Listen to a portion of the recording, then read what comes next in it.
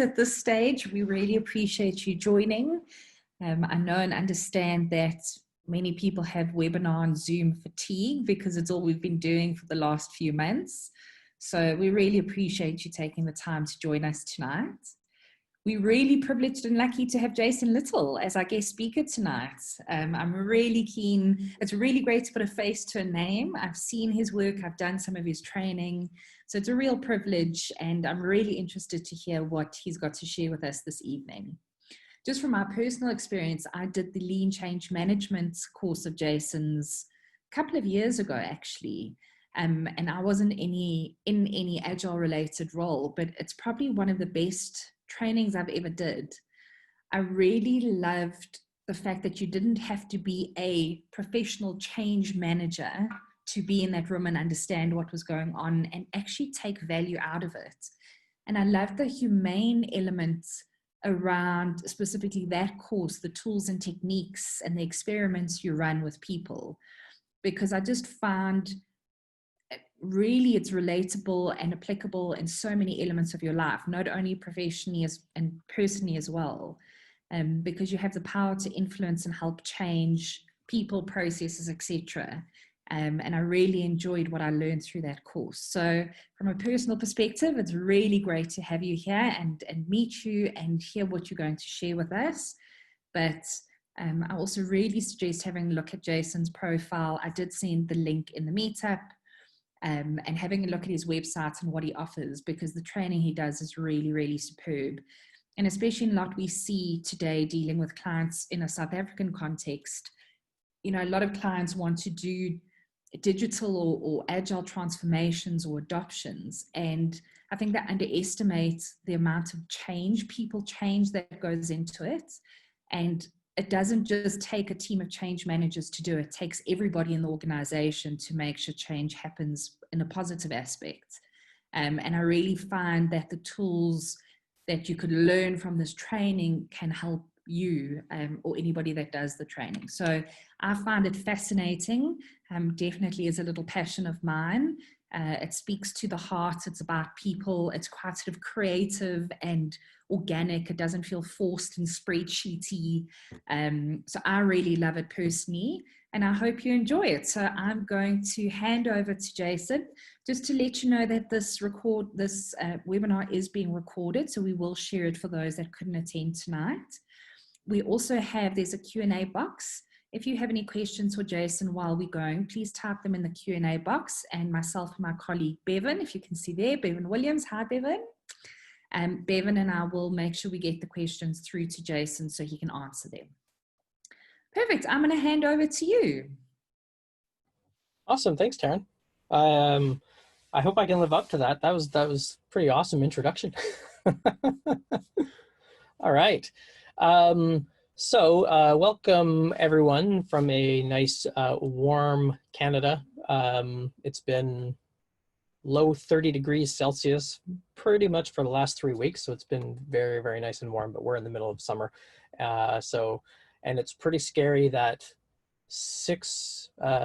mid-May or early May, we had snowfall. So we get some pretty interesting swings of temperature. So I'm going to share my screen, and what I'm going to do for this, I've done a few of these types of webinars over the last number of weeks and stuff, and follows the same pattern. I'm going to try to keep the talking to 20-25 minutes just to give you an idea of the last, I guess, 7 years of running workshops since the release of the book, traveling to 12 different countries, and just seeing patterns about what was helping people move change forward, and really getting away from the here's the best practices or here's the right framework and the right method. Pretty much 0% of the time, the method or the framework was the reason. It was always the change agent, the person who just kind of knew how to navigate this stuff, and they would pick and choose different ideas from Agile, Lean Startup, change management, all these different disciplines, because the focus was really on how do we move change forward one small step at a time, instead of thinking we have to get this big framework that's going to give us a step-by-step process for how to do it. And I would say the most interesting pattern over that time was the perspective difference. So people who are external change agents, so that would mean external consultants that have been hired versus internal change agents, and that might mean an internal agile coaching group, an internal change management group, or just people in the organization who are change agents. The perspective is different. On the one side of the external view, it was more of a arc of a story: current state, transition, future state. So, having done a lot of consulting work, if you're there for 3 months, your story with this organization is 3 months. So you have a very finite story. Whereas the people who are in the organization, their story is infinite. Their story is continual evolution. So the perspectives are different. We as externals might have to maybe push a little bit more or justify the cost, stuff like that, which is understandable in the world of consulting. And that might be incompatible with the actual pace of change. So I'm going to go through some of the interesting patterns, and then we'll open it up for questions. And I'm just moving the things around. So I'll be able to see stuff in the chat pop up over here on the right on my screen. So if anything immediate pops up, if I see it there and I can answer it quickly, I'll do that as well. So a very short version of the history. One of the first enterprise transformations I worked in with a telecom, I remember sitting there on New Year's Eve day at my desk. Pretty much everybody's gone on holidays, and this client's office is just a massive campus. Think a university campus, but one building. So just a huge, huge building that actually used to be owned by Nortel Networks when I used to work for them doing customer support in the late 90s. So I actually got to go back to the same building that was taken over by this new client, which was neat. I remember just sitting there at my desk going, oh my God, it's been 8 months. Like, why the hell doesn't anybody get this Agile stuff? This is not hard. Why isn't anything working?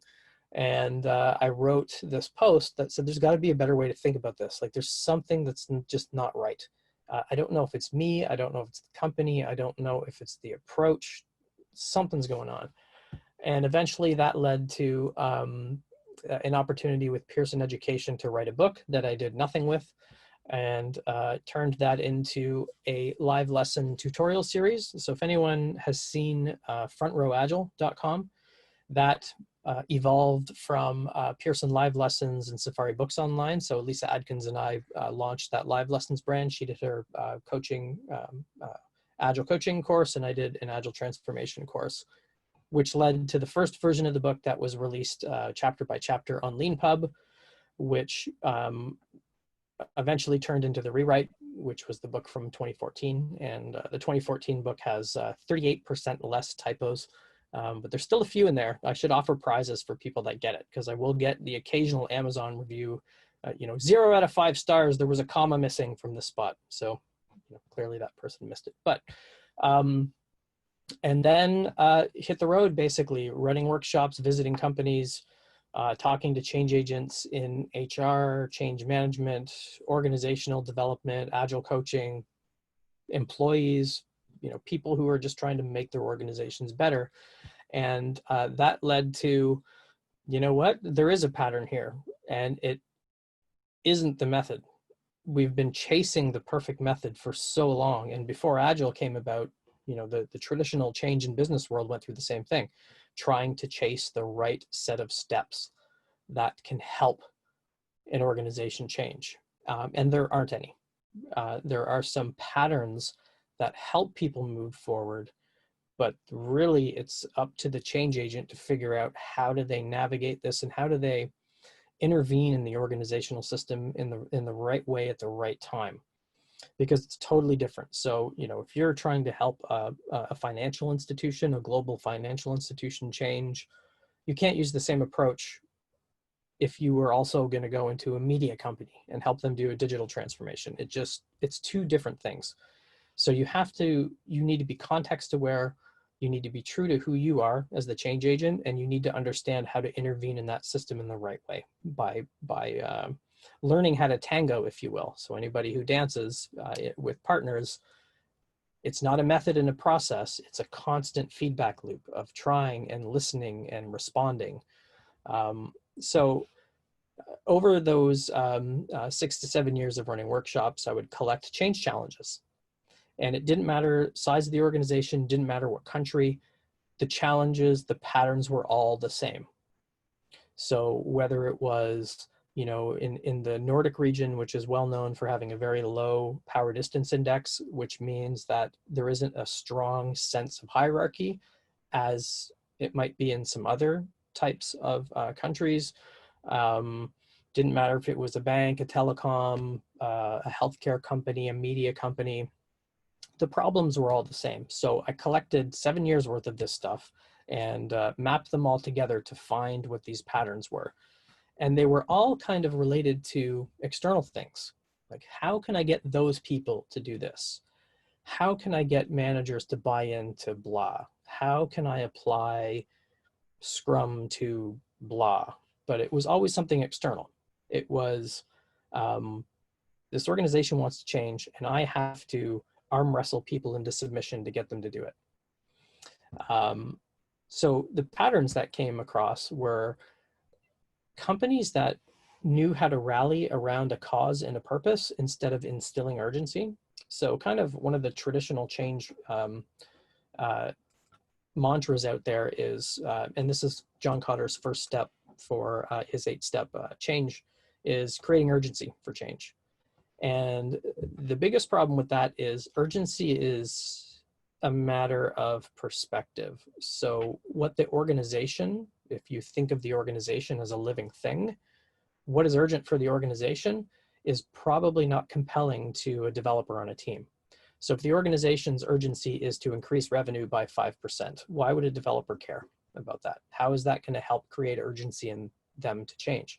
So what we end up doing as change agents is we try to translate that urgency from the board, from leaders, from the organization, and we basically try to sell a bunch of smoke and mirrors to people on teams to get them to act, but it's not a compelling enough purpose.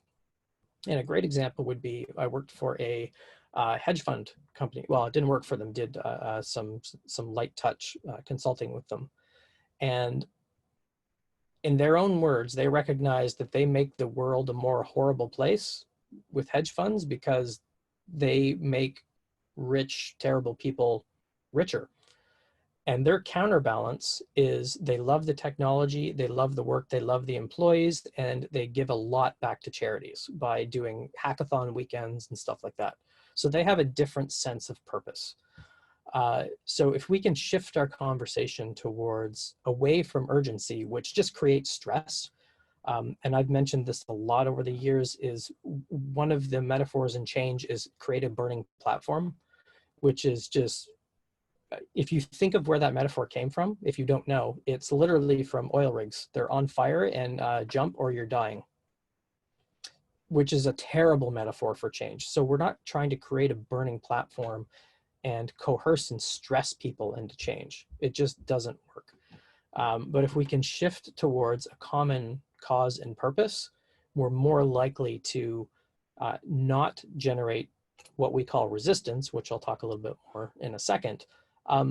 But we get people to rally around something that they can actually believe in. And the other thing is, with all these 5 patterns, you will never have everyone in the organization aligned in the right way, in the same way, at the same level at the same time.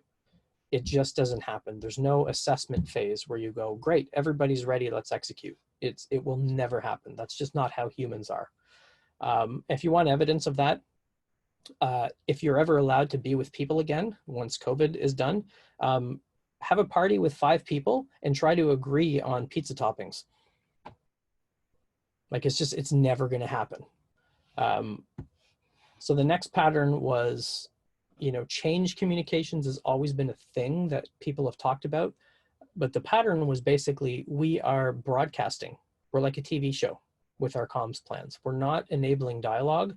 We're blasting information at people and then we're blaming them for not reading it. So if we can shift away from that kind of thinking and we can move more towards, using lean coffee for meaningful dialogue.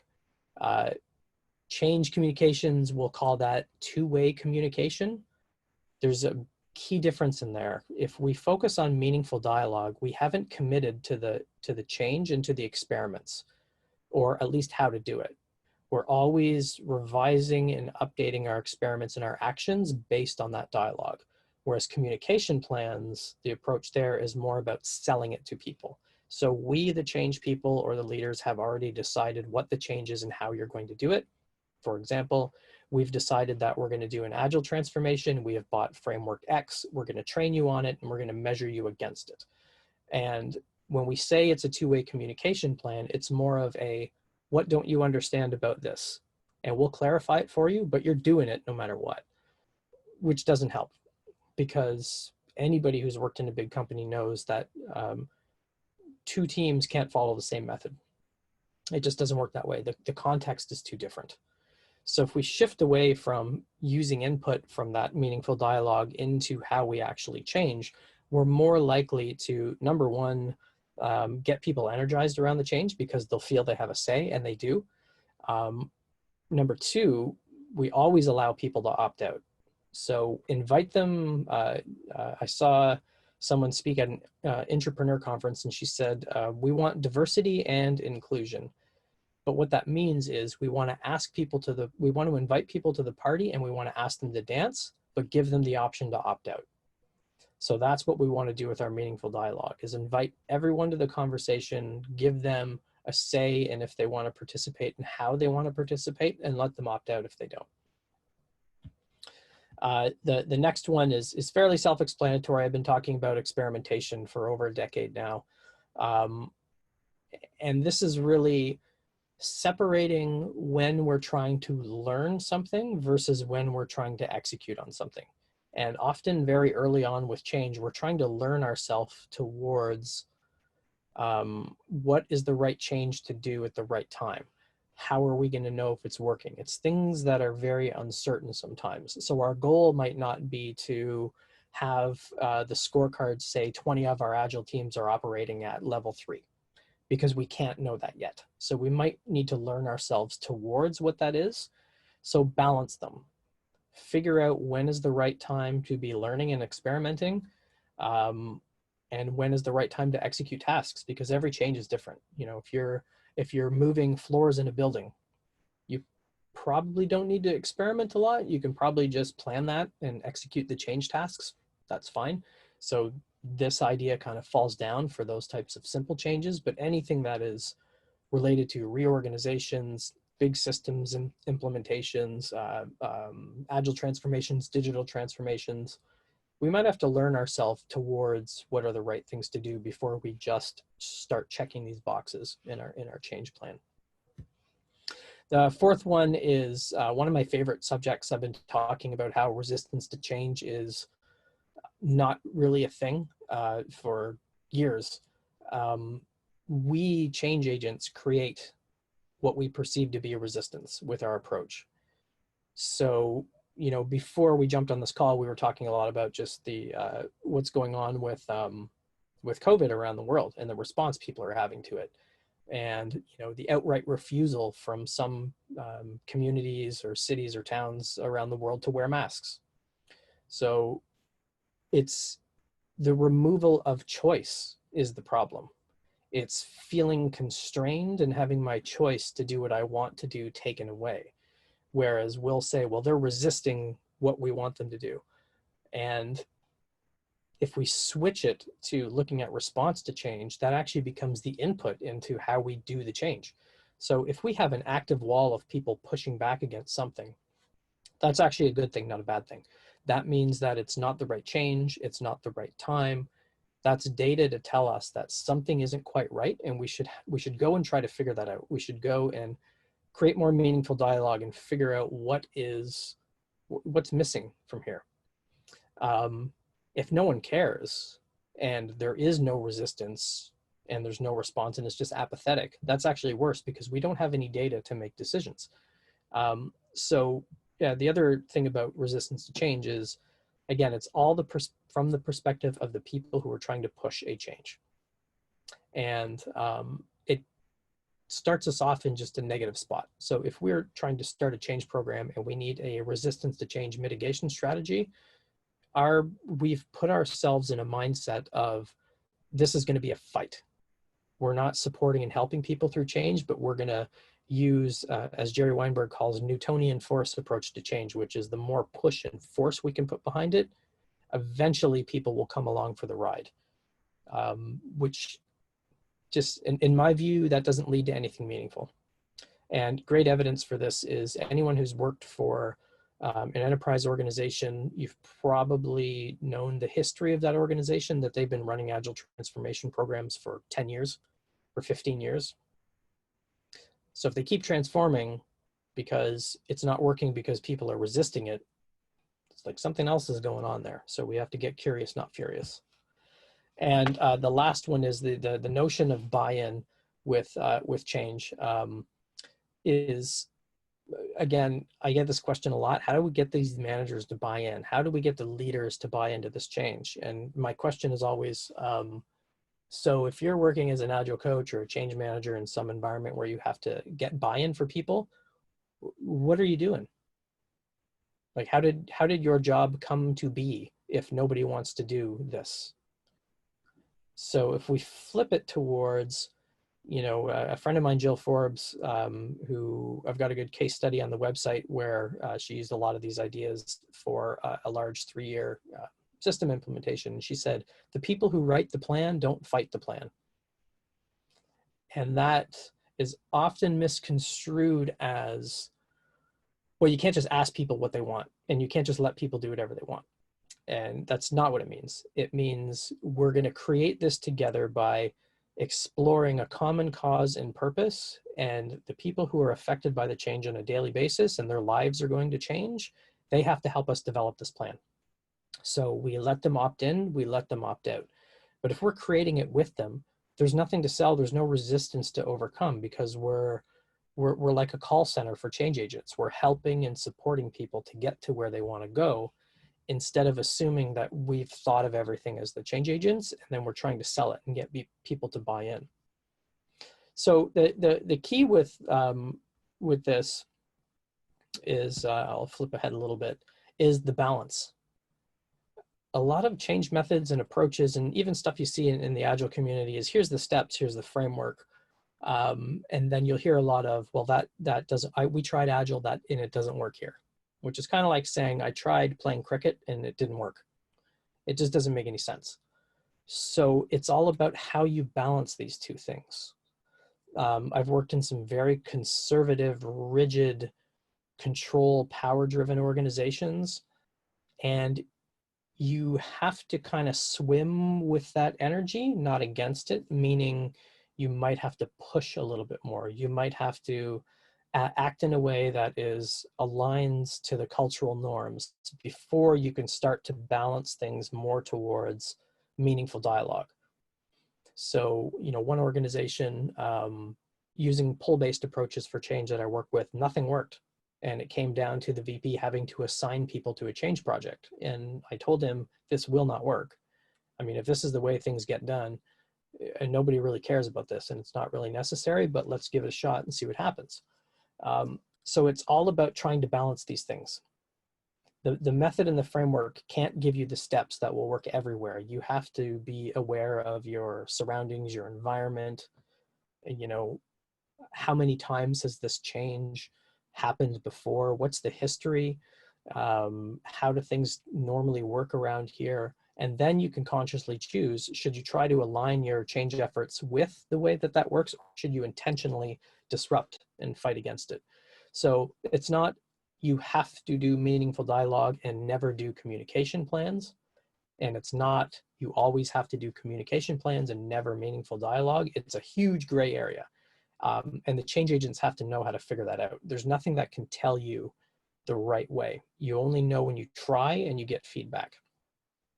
But again, with these 5 patterns, what got people unstuck was when they leaned more towards, the statements that are at the top of each of these. For a while, we created this agile maturity, whatever, and these rules and these processes, and we measured people towards it. And, all the scorecards were green and all the maturity levels were high, but our product still sucked. And we still only released everything once a year, but we checked all those boxes. So if we're going to restart our transformation for the next wave, what would we do differently? Well, maybe we'd recognize that the way that scorecard was created didn't make a lot of sense in that context. Maybe it should be driven by something different. Maybe it should be co-developed with the people on the teams instead. So it's to try to shift your thinking towards that. And it all comes down to who you are as a change person. You know, everybody is different. Some people naturally like control and power. Some people like being helpful and supportive. Some people are somewhere in the middle. The way that you implement your change and the practices you use are directly influenced by who you are and how you see the world. Great example, I went to a traditional change conference. They invited me to do a talk. This was a number of years ago. And at the beginning, they said, we're gonna do something innovative. We're gonna use open space. I'm like, okay, cool. So my brain is going to what open space is. And they said, okay, here's how it works. So there's 4 areas. So anybody who knows what open space is, put a comment in there, like a yes or no. Yes, if you think what I'm going to describe is what open space is, or a hell no, if it is not at all related to what an open space is. I love doing these virtual things, but it's hard to try to do funny stuff because there's no reaction. I can only see Taryn and Bevan smiling up there, so it must have been a good one. So anyway, the leader goes on stage and says, okay, here's how the open space works. There's 4 areas of the building. Area number 1, you're going to talk about this topic. Your moderator is Biff. Area B, you're going to talk about this topic, and your moderator is Jen, and et cetera, et cetera. And all 4 of the breakout areas, there was a chair for the moderator in the middle, and then all the chairs for the attendees were in a semicircle around them. So the conversation was moderator asks a question and asks people to answer it, and then reframes the question, et cetera, et cetera. And then they all come back and they're like, okay, how did you like the open space? So for anyone who's been to an open space, does that sound like what an open space is? Yes or no? No, no. Yeah, of course not. So when you look at how did that come to be?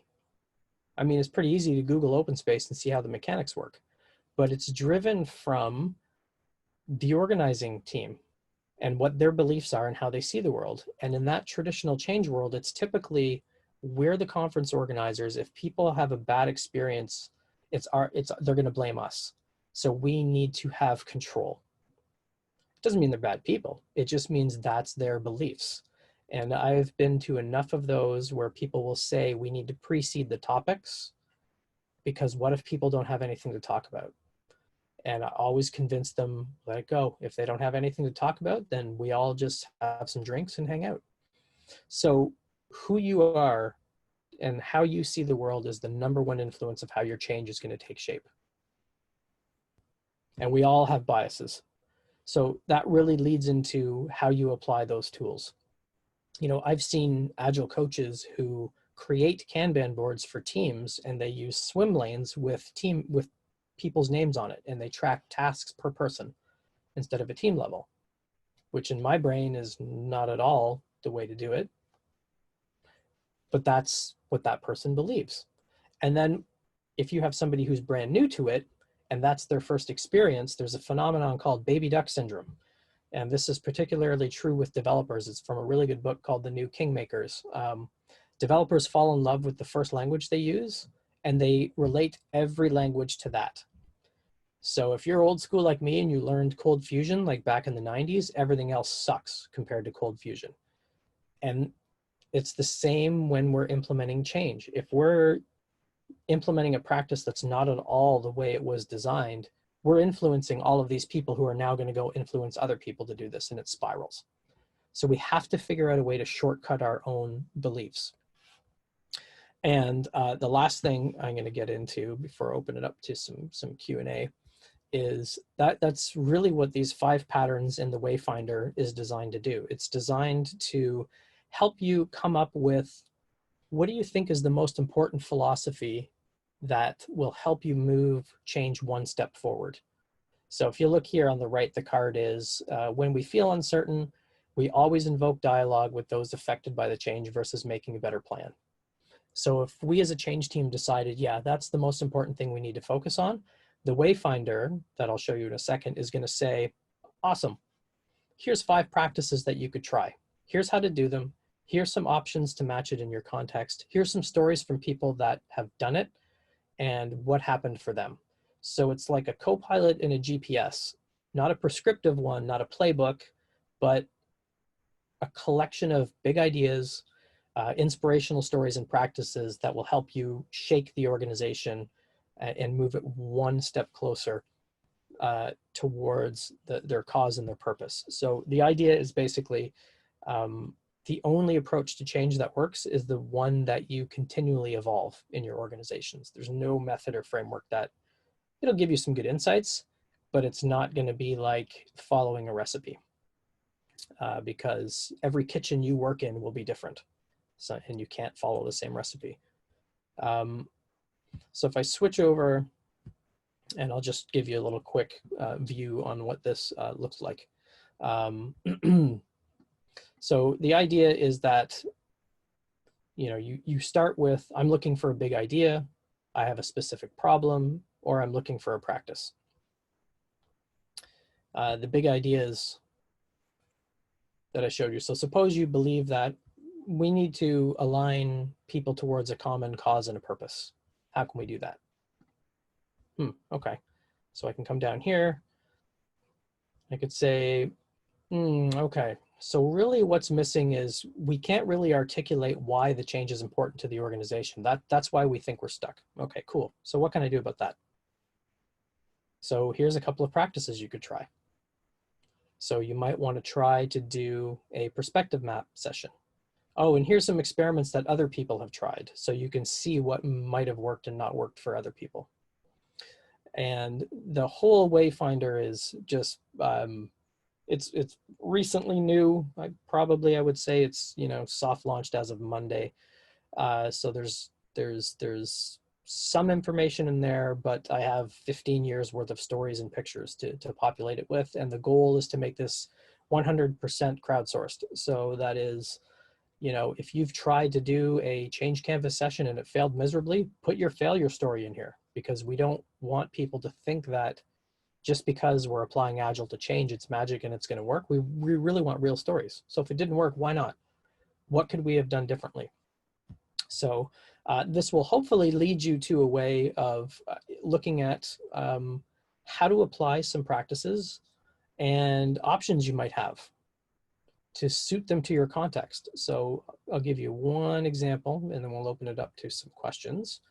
So I think most people know what lean coffee is. So lean coffee, there is a certain way to run lean coffee. So this will give you the instructions to run it. But this will also give you some options that you can try. So one thing I like to do is, you know, people, if they're voting for topics in lean coffee, put a constraint that people aren't allowed to vote for their own topic. So, and when would you use that? You would use that when there's the possibility of some agenda pushing. So you can look at this practice, you can do it the way it was intended, and all of these practices quote the origin, so whoever created it. So lean coffee, for those who don't know, was first created by personal Kanban author Jim, I can see his face. Geez, I've known him for so long. Boom, boom, boom, boom, boom. Jim Benson, sorry, my brain restarted.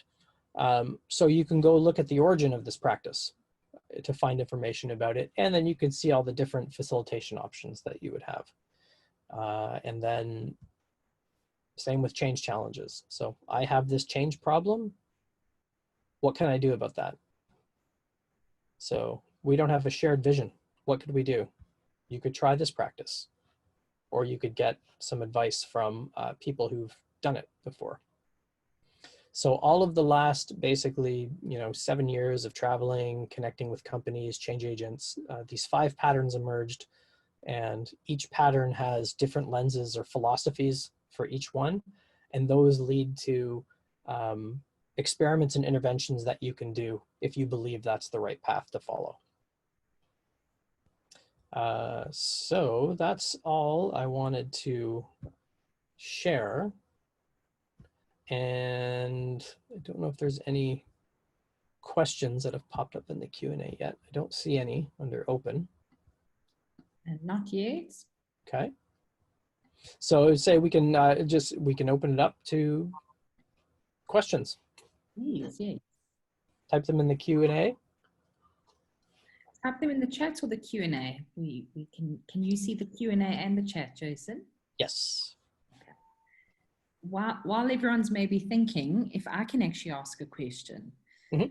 specifically with Corona and this year being the way it's played out, are these still relevant and applicable when you have a forced change? So a global pandemic happens and you've got to out of the blue change your organization to survive. How does this relate? Are there any additional steps? Is there anything else you've learned around change, specifically around Corona? I think more conscious intention of changing our organizations. So what that means is, I've seen lots of medium-sized companies that aren't going back to offices. So it's a trigger for them to go, you know what, people actually still can be productive at home. Maybe we should trust our people more. Whereas I think everybody knows that. There's enough Forbes and HBR articles to say that kind of stuff, but you don't know it till it punches you in the face. And I think COVID was a punch in the face to a lot of leaders. And it was opposite for a bunch of others. A friend of mine who lives up the street, different for them. So thou shalt still be in the office. I think a lot of companies have realized that this is an important social disruption, so we can be more intentional about changing our organizations. So it's even more important now, right? Absolutely. Thank you. Questions come up from Asanda. Mm-hmm.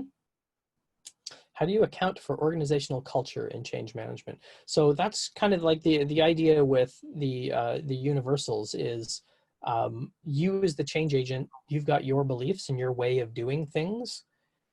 That approach is going to be compatible or incompatible with the culture. And a great example would be, I always default to a pull-based coaching stance when I work with organizations. And I went into one organization, borderline hostile culture, like people openly yelling at each other on the floor, people going on sick leave because they're being forced to work to 3 a.m, etc. So kind of a toxic, poisonous culture. My natural style is not conducive to working in that culture. So the short version of the story is we fired the client and we told them that they should be ashamed of how they treat people. We were the third consulting group in there, and we were the only ones that didn't go in with, here's the PowerPoints of how great we are and how the method is going to make everything okay. We actually, in the interview where we fired the client, the last session, brought them all this data and stuff that we saw. I said, if you guys really want to do a test, open the door of this conference room and see how many people out there are smiling. Like, people are absolutely miserable working here, and I don't understand how you guys couldn't know about this. So culture is a collection of the interactions between people. And like I said, sometimes I learned this from Don Gray, you have to swim with the current of the organization instead of against it. So, company A wants to do an agile transformation. And if you come in with you have to change people's mindsets, and they're a very strong control political culture, that's probably not going to work. Because if you go in with an attitude of you've got to change people's mindsets, you might as well walk in and say, you people are all stupid, you have to think like me. That's how that culture is likely to respond. That doesn't mean that is what will happen. It just means if you are taking an approach, if you read the book, The Re-Engineering Alternative by William Schneider, he talks about this, which is basically culture confusion. If you go in with agile mindset, and we have to build trust, and we have to get along, and we have to collaborate in a culture that's opposite to that, it's never going to work. You have to go about that a different way, through process. Here's the process and the rules to follow. And then as they kind of go through that first wave of the transformation and it gets to, you know, a little bit of a higher level, things might change a tiny little bit. Now they're ready maybe to go to the next level. Maybe we need an adaptable process. So team 1 can follow process 1 and team 2 can follow process 2. The company in the book, in my book, it took 6 years to do a digital factory and lean startup. They just had to increment their way and their culture towards that different kind of view. So you really have to be aware. And this is very difficult because no one can see their own biases. But if nothing's working, most likely it's the approach that's being taken to change is too incompatible with the organization's culture and subcultures. How do you get change management adopted top down? Nowadays we work in teams, so this is happening bottom up. I can give the stock answer of it has to emerge from everywhere, but that's not very useful. I am a fan of the perspective mapping technique, which is basically aligning the organization's view with the leader's view with the team's view. So an example would be one organization I worked in. It's very common for leaders to say, we're going to do an agile transformation. We're going to hire an agile coach. They're going to train and work with the teams. Job is done. So I will be very firm on, I need these 3 things from you or I cannot help you. So being congruent about what I need. And number 1 is top leader on the IT and the business side in the room for the first hour that starts a 3-day liftoff with the team. So we can align our perspectives, we can align on a cause and a purpose, we can decide on a course of action, and this is a non-starter. So if it's a no, I don't help you. We know enough now. I mean, when I started working in agile transformations over 15 years ago, we didn't really know any of this stuff, but we know now that it's not a team thing. If the organization or leaders are not open to it, then you move into what some people call keep the patient comfortable mode, which is make things better for teams on a day-to-day basis. Your limit will always be the attitude of the leaders. So try to work in the white space and bring those conversations together. A lot of the times I see, especially with agile coaches, they're often perceived as just agile process people, so they don't have access to the leaders. So part of it is setting proper expectations. I'll type this in the chat, you can Google this. The Newlywed Game. This is on Tasty Cupcakes for people who haven't seen cupcakes. It'll be in the Wayfinder too. And it's just a way to set expectations. So here's what I expect of you leaders, and leaders, what do you expect out of me? And when we don't set that and we just go and help teams, you know, unconsciously, I think leaders just think, oh, it's that you guys have a plan. Awesome. You're going to train people. I've got a scorecard that I get every week from wherever. Everything's all good. So be congruent with what you need as the change agent. And everybody's got a line that is the limit for them. That's the only way I know how to help make that happen.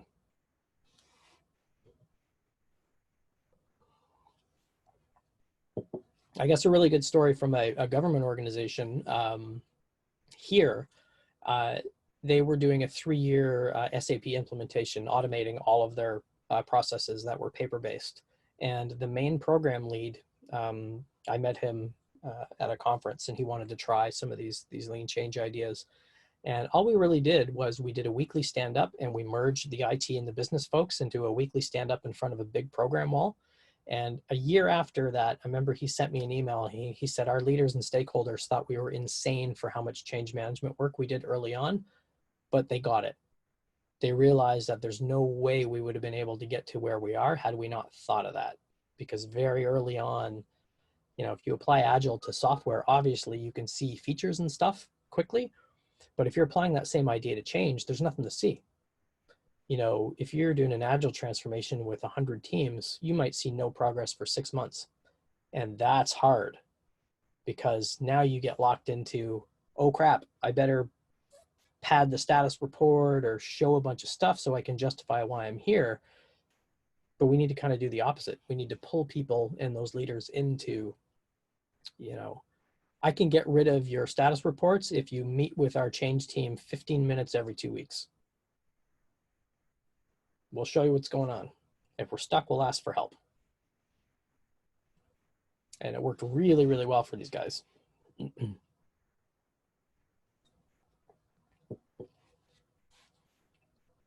I guess the last thing too is don't underestimate how much influence you have as change people, because in, you know, enterprises are outlier cases for me. You know, there's hundreds of thousands of organizations out there, and somehow we've taken the 10 enterprise organizations and we've looked at Agile and thinking that that's the truth.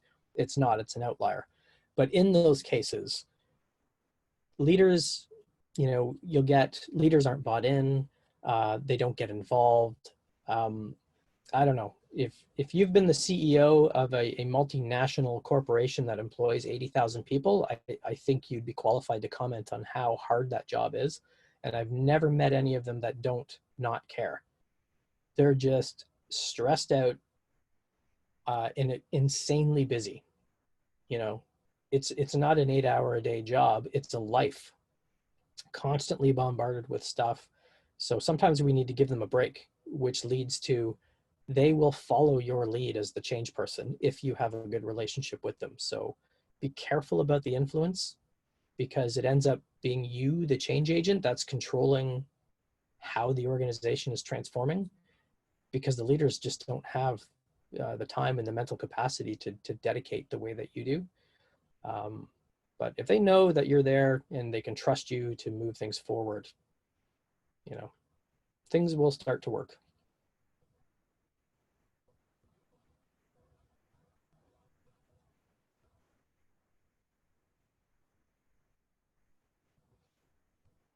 Any other questions?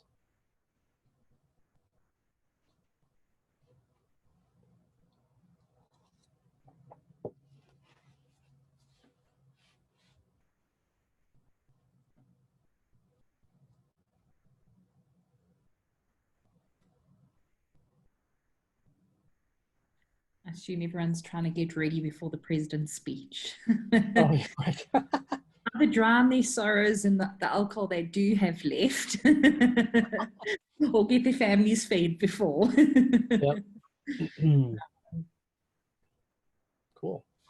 If anybody wants to take a peek at it, it's not completely ready for prime time. There's a few community members that have early access to it. The link is here. It's a free preview to look at. Ignore anything that might look a little bit messy, but if you want to poke around and see what's possible and what's in there so far, you can sign up there for free. Yeah, that's amazing. That really is, and I really like the fact that you've got the sort of crowdsourcing the people's experience in there, the good and the bad and the ugly, because that's how people learn as well. That's something I haven't seen before, so that's quite a nice original take. Mm-hmm. Oh, question did come in. Experimentation, often there is an expectation that Agile is a miracle. How do we position a proposal to run an experiment within teams? Again, the options, you know, how do we position a proposal? So option number one is don't propose anything, just go do it. Because there's a lot of stuff you can do with the teams that won't disturb the rest of the organization. This is kind of organizational development 101. Once you start to cross vertical and horizontal boundaries, you start to poke into the greater organization. So an example that I see often when we start with teams is the business stakeholder, the SVP of business group A didn't get their status report because over on the IT side, one team experimented with Agile, and in their mind, Agile meant no status reports, so they stopped producing them. So it now kind of threw a grenade into a different part of the organization that wasn't aware that something different was happening. All they know is I didn't get the thing I normally get. So by just doing stuff with the teams, I like what Disciplined Agile Delivery talks about, Mark Lyons and Scott Ambler, be enterprise aware. So you can make a difference at the team level, but know how that team integrates with the greater enterprise and when you are going to be starting to disturb things around it. The other one, I mean, proposing to run an experiment within teams is the idea that I answered before, so the liftoff. So we want to do this. This is what we think will be better. This is the help and support we need from you. Are you in or out? And one HR team in a global organization that was working on payroll for 80,000 people, they opted out. The VP of HR just said, Agile can't work here. And as we poked at it, was basically he wasn't willing to take the risk. He said, you know what, if I screw up payroll for 80,000 people, it's better if I screw it up using our existing process than to try something new, because at least I followed the process. So I have an out. Awesome. Let's not do it then if you're not comfortable with it. So I always propose my experiments. We want to do this thing. This is what we think is going to happen. These are the risks that we think, might or might not happen. What do you guys think? And are you in? But ultimately, it's their choice as the people on the teams and the leaders if they want to do it. Which is a difficult proposition when you're external. So I would highly recommend this book. Type this in the chat.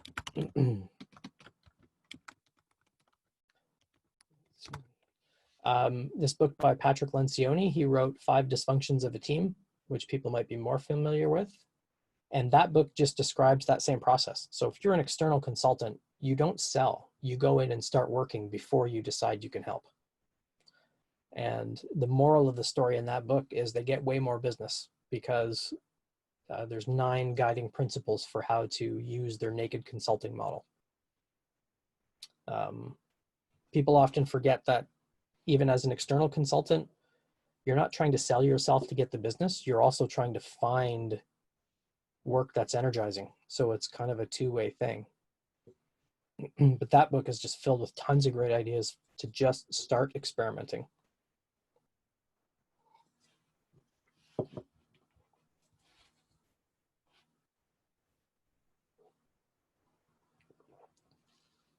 Any other questions, thoughts, comments? Funny stories?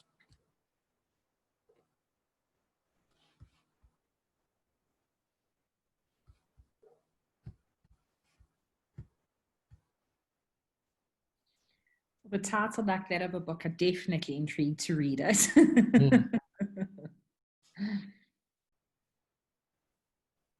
One of the greatest lessons from that one is one of the principles is called taking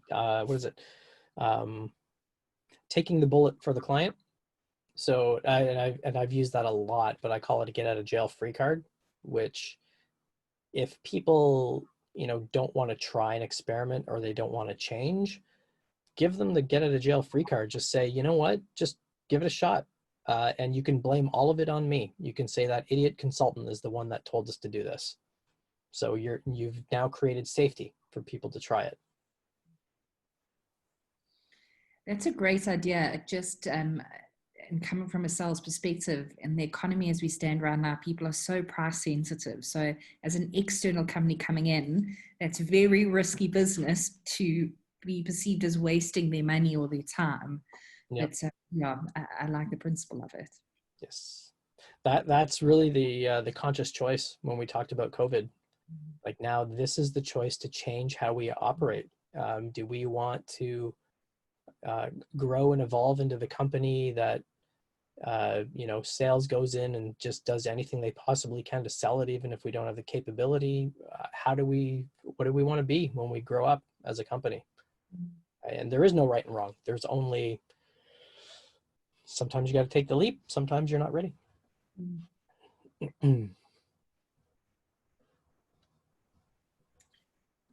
Any further questions, comments, anything you'd like to ask Jason?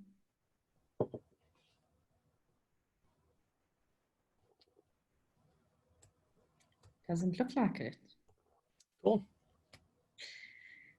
Jason, thank you so much. That was superb.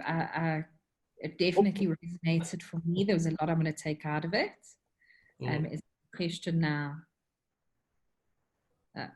Oh, sorry, been typing. Oh, right. Sorry, Cecilia. Please go ahead. Let's go. You mentioned unconscious bias, which we all have. Do you believe we as Agilists, or have you driven transformation change at leadership level for leaders to identify their bias and work on the way forward? Yes. So that's one of the stories. I wonder if I have it in here. I have an interesting story around alignment. I don't know if I posted this one in here yet, but did this perspective mapping technique with this leadership team. So as the story goes, you external change person, come into this meeting, tell us what Agile Utopia is, and give us the roadmap and the plan for moving towards Agile. Everybody's bought in. We already paved the road, blah, blah, blah, blah, blah, which I knew wasn't true. So I collected a bunch of data from people, and then I actually did the exercise with them in the room. And these orange stickies at the top, to make a long story short, it revealed that they weren't even in alignment around why they wanted to do this and whether or not it was a good idea for their department. So that led to a good conversation around expectations and involvement from the leadership level, because when the data was staring at them right in the face, they realized that, oh, there's something else going on here that we need to consider or work on. And the highest leader in this company was probably the best leader I've ever worked with. Fantastic, involved on a day-to-day basis, but none of his direct reports were. Just not at all on board with it. So we had to expose that bias to them in kind of a safe way to get them to think about it.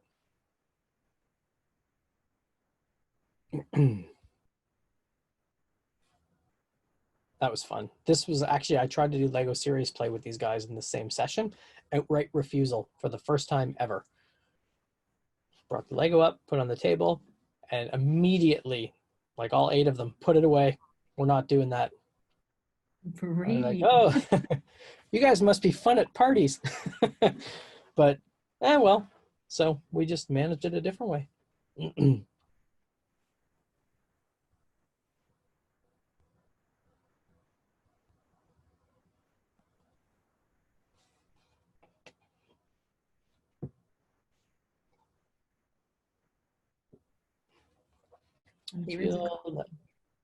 In our organization, they want the change. They're just afraid of relinquishing the control needed to trust the scrum masters and coaches to coach and manage the change. Yeah, I would say that's definitely a pattern that I've seen. Relinquishing control. Yeah, sometimes the fear of the unknown is difficult. It's hard to show that by, it's not letting go of control. It's energizing people to do the right thing in a given context. So we can frame the conversation around, well, first, we got to go to the assumption about it being fear of losing control. Because change agents are great at this. Leaders don't want to because they're afraid. Maybe if you get down into all the psychological stuff, that might be true to a certain extent, but you know, what would they really lose? Often it's they don't want to be surprised.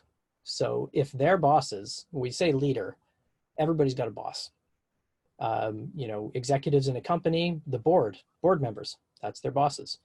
If board members get wind of stuff before the leaders do, and if you've never been in that situation, it's not a whole lot of fun. You know, what's going on in your ship? Your shop's in disarray. Why didn't you know about this? So it's more of, you know, not knowing what's going on as opposed to losing control. So to not have that problem, they want to have more control because there's pressure from somewhere else potentially. So we're only going to unlock that with a conversation with those leaders. Bring them closer. The one organization, multi-year PeopleSoft implementation that constantly was asking for new budget, wasn't working, lots of stress and frustration. We started using Kanban just to create some simple cumulative flowcharts to show them that basically for every one feature they finish, they add 2 more because nobody was kind of seeing that big picture. So I asked the program team, I said, can I go bring this up to the VP? You know, I'm the Agile coach. This is the get out of jail free card. I'm going to go ahead and go do this and see if they're willing to have a conversation around how to get scope under control. Are you guys cool with this? I fully expect by breaking this chain of command, he's probably going to go down to his direct reports who are going to come down and yell at you guys. Would that be cool if that happened? And they said, yeah, go for it. Opposite happened. He was fantastic. Some other people were upset, but he said, okay, I'll start coming down to the stand-ups twice a week. And he would just take stickies off the wall. Stop, don't do this, stop doing this, stop doing this, only focus on these 2. It was fantastic. So somebody has to be that bridge builder between teams and the leaders and sort of bring both, like a moderator, right? Bring both people to the table to try to help them understand that we really all do want the same thing. We just express ourselves differently. I love that, a bridge builder. Yeah, that's hard. I mean, you need to be like a golden lab. Everybody loves a golden retriever, right? You just have to be somebody that just is genuine and authentic and really good at relationship building. And not all change people are.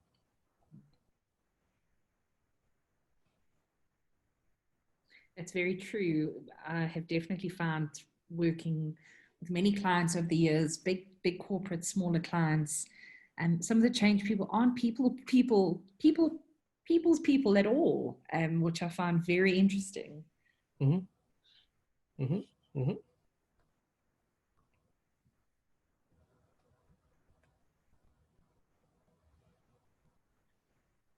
Okay, if there aren't any more questions, comments, feedback, I'm going to call it. I think we've done really well time-wise, so thank you for that. And thank you, Jason. It was, I see there is, so thank you. Mm-hmm.